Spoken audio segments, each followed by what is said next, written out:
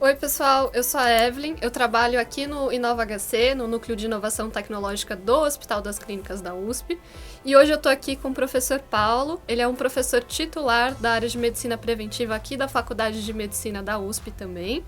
Ele também é coordenador do CISME, que é o Centro de Inovação e Pesquisa em Saúde Mental, e ele tem uma experiência de mais de 30 anos como pesquisador científico em saúde mental. E hoje a gente vai contar um pouquinho para vocês o que é o CISME, o que é o GOIC, e um pouco de como se inscrever, quais são os desafios. Então, Paulo, eu queria ouvir de você o que é o CISME, qual que é a importância dele. Olá, o CISME, Centro de Pesquisa e Inovação em Saúde Mental, é um centro financiado em parte pela FAPESP, em parte pelo Banco Industrial do Brasil, para desenvolver projetos de inovação digital, principalmente, para ampliar o acesso das pessoas a cuidados e atenção para sofrimento mental de vários tipos. Entendi. E qual que é a importância de inovar e desenvolver nessa área da saúde mental? A gente hoje tem consciência da enorme dimensão que os transtornos mentais representam em termos de saúde pública. Uma grande parcela da população apresenta sintomas como depressão, ansiedade ou insônia. Outras pessoas têm problemas de outras naturezas, como dependência de substâncias, transtornos mentais graves, como esquizofrenia, o transtorno bipolar. Mas o que e isso representa uma carga enorme para a sociedade.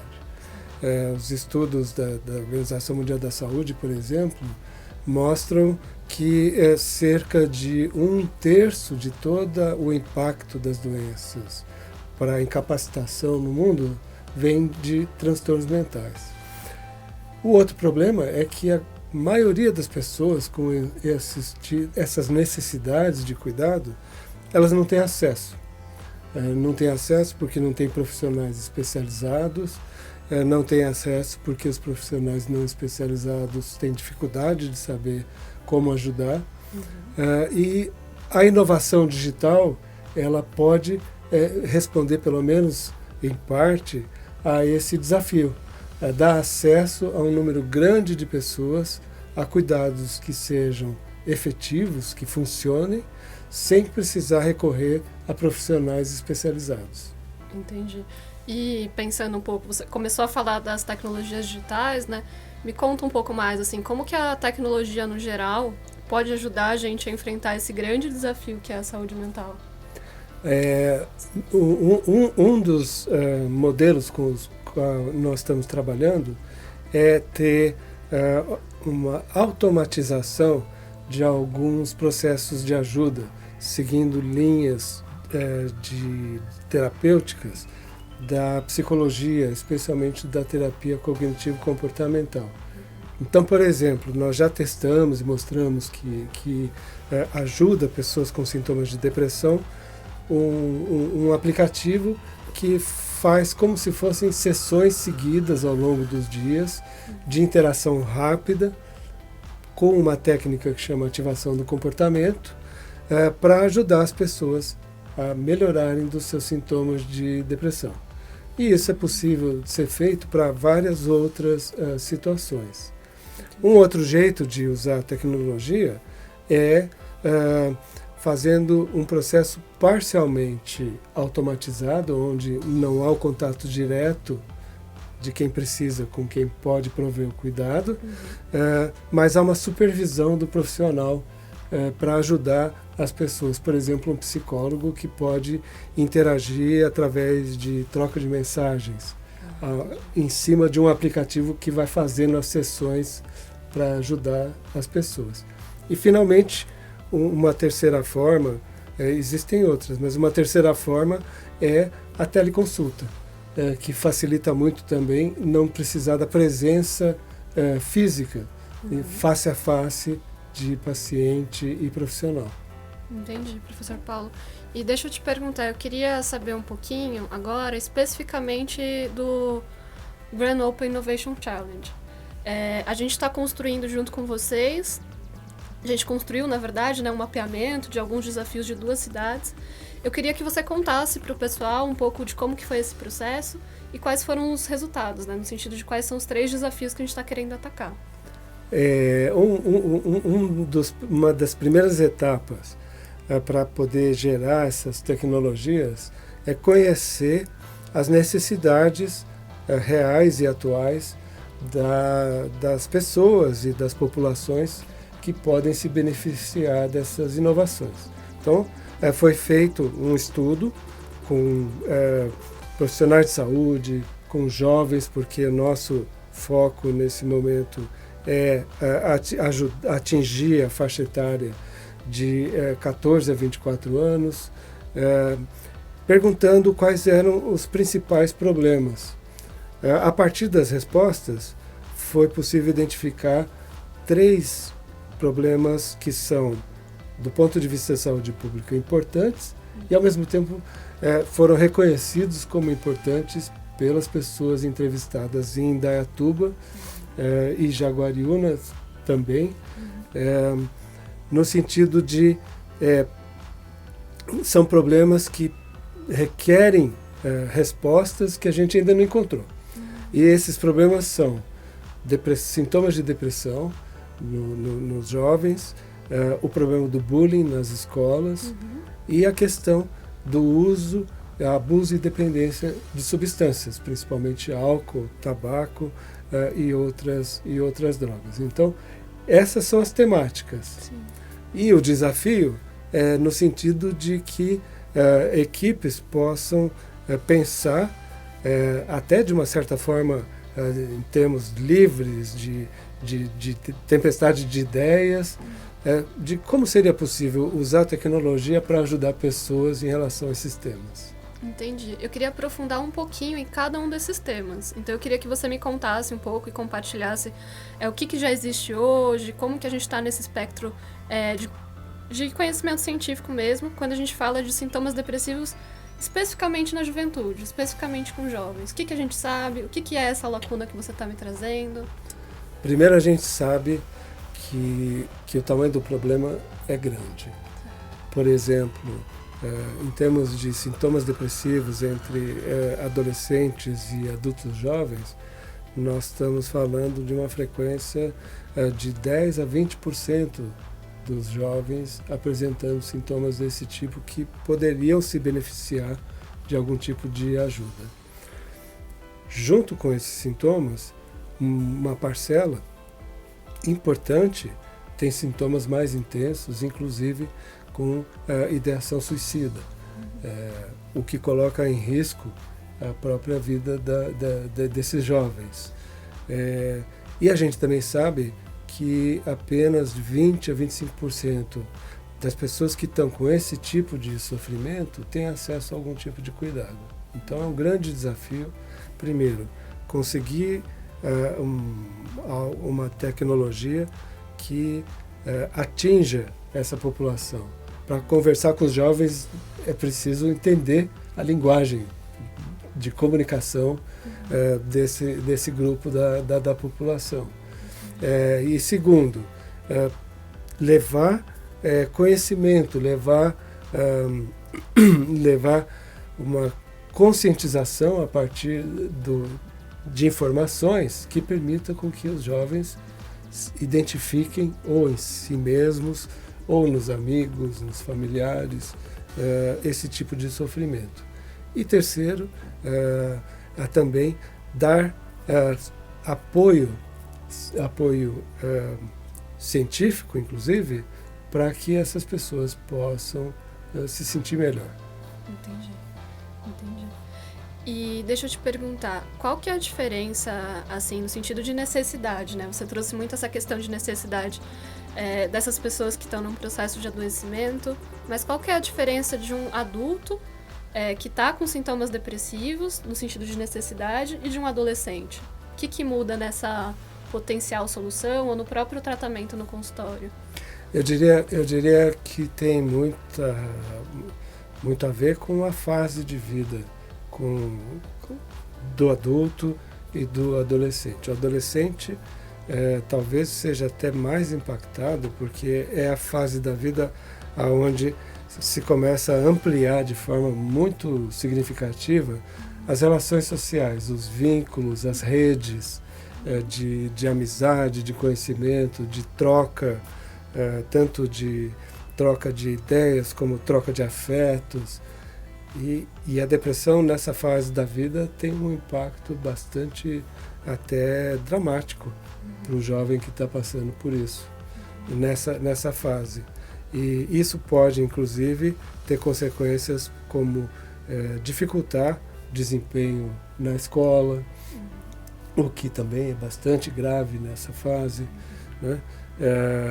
E o jovem tem ainda menos recursos emocionais, cognitivos, para lidar com esse tipo de sofrimento que um adulto que já tem mais experiência. Entendi. Agora eu queria que a gente falasse um pouquinho sobre o desafio do bullying e como que ele afeta os nossos jovens, o que a gente já sabe, o que a gente ainda não sabe. Bullying tem sido reconhecido no mundo inteiro como um dos grandes problemas também dessa fase da vida, principalmente nos ambientes escolares.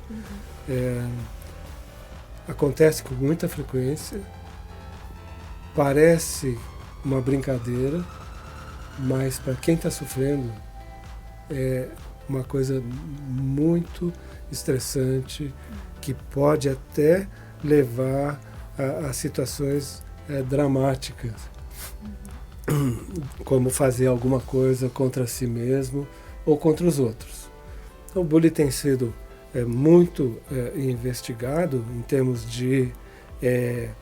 da frequência, que é bastante alta, quando a gente pergunta para os jovens se já sofreram algum tipo de brincadeira, de desvalorização ou de violência até em relação ao jeito que como se veste, como fala. Sim. E assim por diante. Há diversas abordagens para o bullying. Abordagens mais coletivas e abordagens mais para ajudar a pessoa que é vítima de bullying. Então, é mais nessa linha de ajuda para quem está sofrendo e eventualmente de esclarecimento para os outros, para que percebam que às vezes o que parece uma brincadeira é um bullying, que a gente está propondo o desafio. Entendi. Então tem essa característica tanto de prevenção, mais coletiva, quanto esse individual de lidar com as consequências. Isso. Entendi. Você poderia me dar um exemplo assim, de uma intervenção que ataca mais na prevenção do bullying? Alguma coisa que o senhor se lembre da sua experiência? Eu diria que são as ações de ajudar os jovens a entender principalmente a diversidade. O bullying ele parte muito da falta de compreensão de que nós somos de vários tamanhos, formas e cores, e então quem é um pouco diferente da norma do grupo tende a ser alvo de chacota, de provocação, de desvalorização. Então, no sentido da prevenção, fazer com que os jovens entendam esse processo e aceitem a diversidade, eu acho que é o caminho que vai ter maior impacto. Entendi. E no aspecto mais individual? Eu diria que para quem está principalmente sofrendo bullying, para que ele tenha não só o reconhecimento de que aquilo é algo que não deve ocorrer e que não é culpa dele. As pessoas não sofrem bullying porque elas têm culpa. Poder ajudá-lo a encontrar apoio numa rede social, buscar ajuda mais especializada se for necessário, reconhecer quando está acontecendo e ao mesmo tempo não se sentir naquela posição que, em geral, quem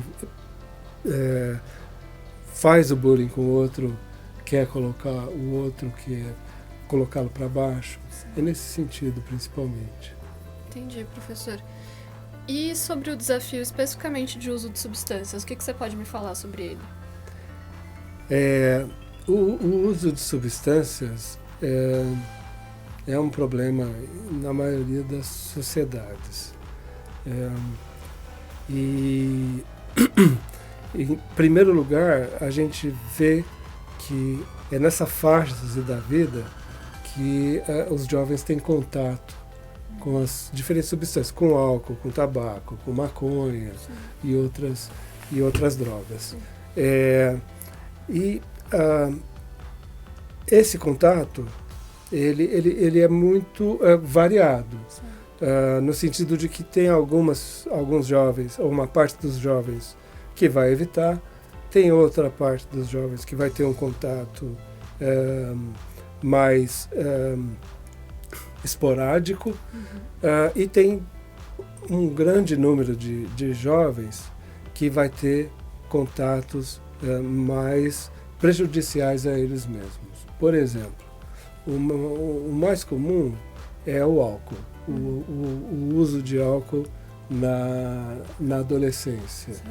E por que isso é algo problemático? Não é só porque é ilegal consumir álcool abaixo dos 18 anos, mas isso tem uma razão, inclusive, biológica. O cérebro do adolescente, ele ainda está em desenvolvimento, e a exposição desse cérebro a substâncias psicoativas, como o álcool ou como a maconha, podem ter um resultado negativo. Por exemplo, é importante para os jovens saber dos riscos que estão implicados nesse tipo de consumo. Por outro lado, também é importante identificar quando o consumo está ficando preocupante. Por exemplo, na questão do álcool, o que é chamado o binge drinking, ou beber abusivo, que é tomar várias doses numa só ocasião. Além de outros possíveis repercussões, uma muito grave é que reduz a capacidade crítica e os jovens se colocam em situações de risco que não ocorreriam se ele não estivesse embriagado, por exemplo. Entendi. E tem alguma outra forma de uso de álcool que também é preocupante? Você falou desse consumo excessivo numa dose só, né, num dia só. Você poderia me falar um pouco sobre outras possibilidades que os jovens acabam utilizando? Acho que com as outras substâncias, como, por exemplo, maconha, a gente tem evidências, por exemplo, de que o uso constante de maconha na adolescência e também no início da fase adulta aumenta a chance de ter transtornos mentais mais graves, como a própria esquizofrenia. Né? Aumenta o risco. Não quer dizer que todo mundo que fumou maconha vai ter um problema psiquiátrico desse tipo. Aliás, é só uma pequena fração, mas aumenta a chance. Então, é importantíssimo que os jovens tenham essa clareza, essa informação sobre isso. Eu não acredito muito que vai ser possível evitar completamente que os jovens usem as substâncias, mas a gente trabalha para que haja um menor comprometimento para a saúde possível. Entendi.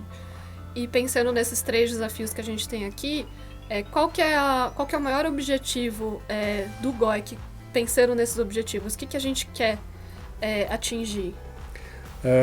Nós queremos estimular tanto grupos de jovens, especialmente universitários, a exercitar sua criatividade para tentar pensar em possíveis soluções inovadoras, como também estimular pequenas empresas, startups que trabalham com inovação tecnológica a desenvolver, começar a pensar e desenvolver soluções que possam serem úteis e terem um impacto positivo na saúde das pessoas e das populações como um todo. Entendi.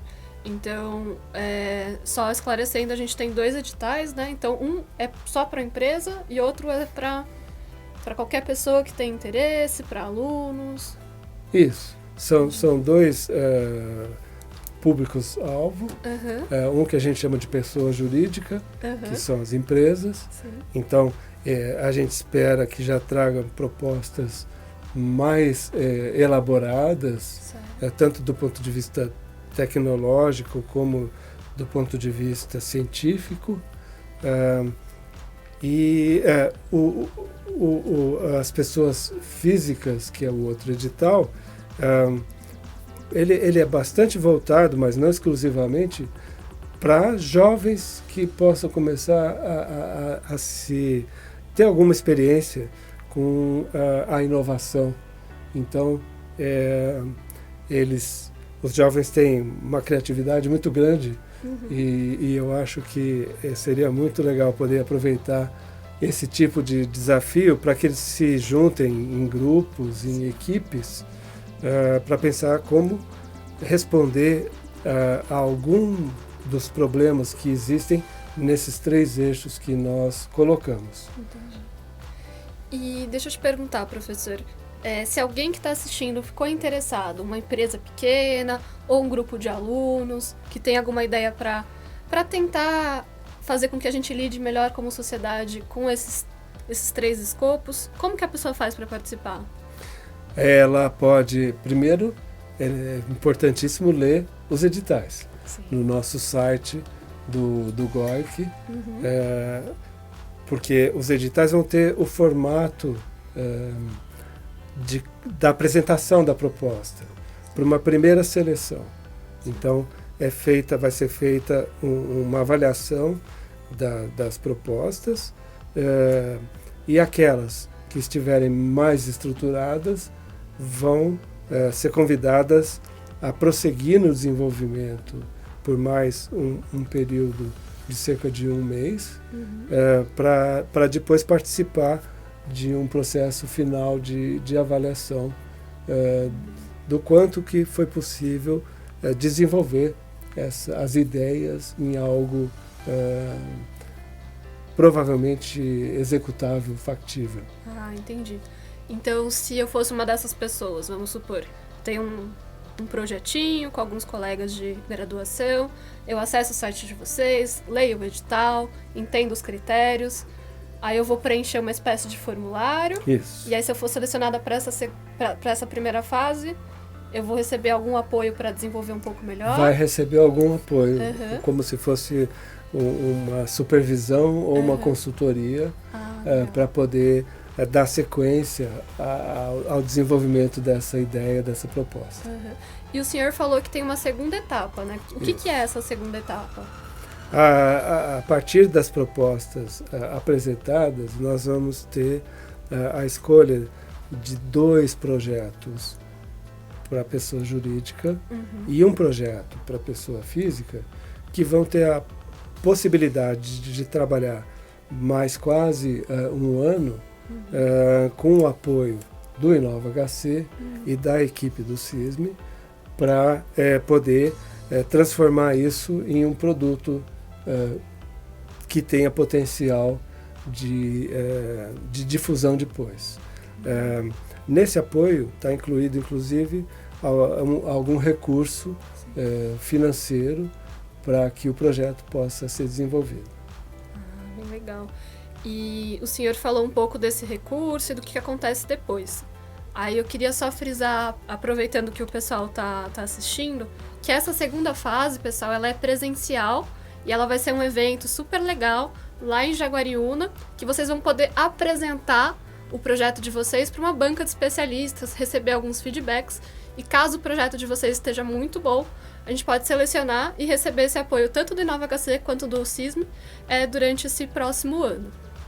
E aí, eu queria aproveitar que o senhor puxou esse gancho e conversar um pouquinho com o senhor sobre os benefícios, assim. Por que alguém participaria do GOIC?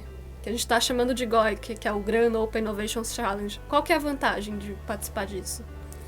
Primeiro, eu acho que para os jovens, por exemplo, eu acho que só a possibilidade de pensar nos temas que estão no edital e pensar e apresentar alguma possibilidade de solução não completa, mas algo que possa ser positivo, isso é um exercício muito bacana para quem está começando uma carreira profissional.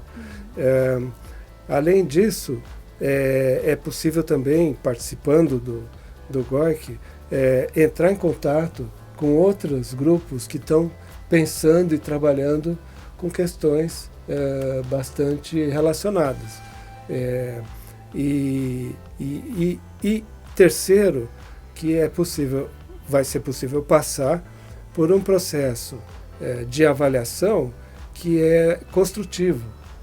A avaliação que vai ser feita dos projetos não é no sentido de desqualificar, pelo contrário, é sempre no sentido de dar um feedback que possa estimular a continuação nessa linha de trabalho que é a inovação, que é o empreendedorismo.